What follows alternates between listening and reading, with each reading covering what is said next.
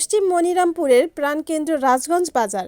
এই বাজারের চৌরাস্তা মোড়ে প্রায়ই লেগে থাকা যানজটে প্রতিনিয়ত চরম বিপাকে পড়ছে স্কুল, কলেজ ও মাদ্রাসাগামী কোমলমতি শিক্ষার্থীসহ পথচারীরা। বৃহস্পতিবার বিকালে দেখা গেছে রাজগঞ্জ বাজারের চৌরাস্তা মোড়ে ব্যাপক যানজটের সৃষ্টি হয়।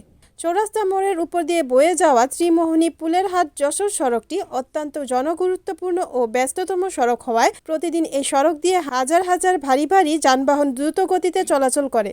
তারপর মোড়ে রয়েছে ভাড়ায় চালিত মোটরসাইকেল, স্কুটার, মাহিন্দ্র ট্রেগার স্ট্যান্ড।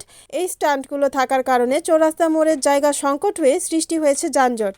এই যানজটের মধ্য দিয়ে জীবনের ঝুঁকি নিয়ে প্রতিনিয়ত চলাচল করছে হাজার হাজার কোমলমতি শিক্ষার্থীসহ পথচারীরা।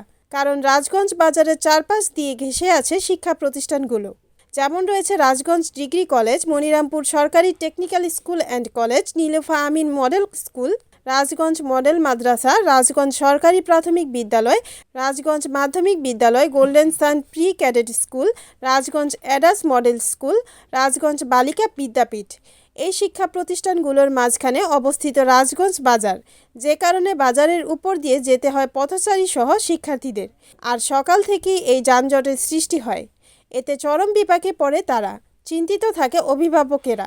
এ বিষয়ে রাজগঞ্জ এলাকার অভিভাবকেরা জানিয়েছেন, ব্যস্ততম ত্রিমোহনী পুলেরহাট সড়ক দিয়ে রেনু মাছের পিকআপগুলো হাই স্পিডে চলাচল করে।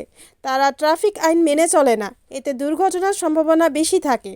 আতঙ্কিত থাকে রাস্তা দিয়ে চলাচলরত সাধারণ পথচারী সহ শিক্ষার্থীরা। ব্যবসায়ীরা জানিয়েছেন, কোনো প্রকার আইনের তোয়াক্কা না করেই গাড়ি চলাচল করে, যে কারণে দুর্ঘটনার ঝুঁকি থাকে বেশি। নিরাপদ সড়কের দাবিতে সরকারি কর্মসূচির অংশ হিসেবে সম্প্রতি রাজগঞ্জ বাজার এলাকার সকল শিক্ষা প্রতিষ্ঠানের শিক্ষার্থীদের অংশগ্রহণে এক বিশাল মানববন্ধন কর্মসূচি পালন করা হয়। এদিকে রাজগঞ্জ সচেতন সমাজ বাজারের চৌরাস্তা মোড় যানজট মুক্ত করতে ও মোড়ে দ্রুত গতিতে যানবাহন চলাচলে নিষেধাজ্ঞা জারি করে সরকারিভাবে প্রয়োজনীয় ব্যবস্থা গ্রহণের দাবি জানিয়েছেন। রিপোর্ট উত্তম চক্রবর্তী, NNTV, যশোর।